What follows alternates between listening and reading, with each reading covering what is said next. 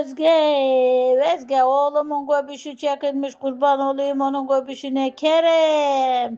Çok acıkmış demek ki makarnaya. Masum masum bakıyor. Öleyim sana kuzum. Acı mı kaldınız la? Özge, Özge seni makarnayı pişmezine tutarım. Pratik diye onu yapmışsın Özge. O çağlar acından öldürüyor. Geziyorsun, geziyorsun, sürtüyorsun. Hemen eve geliyorsun. Bir makarnayı haşlamayı bir marifet bilmişsin kız. Çaya niye makarna yediriyorsun? Dolap doluya öteberi Özge. Özge. Saçı da gitmiş boyamış Özge. Özge senin götüne ateşi düşüyorum. Uçağının o resmini bana gönderdin. Yüreğim gürpetti, sızıladı. Boynunu da bükmüş. Uçağı aç. Nasıl bakıyor masum masum kurban olayım ha.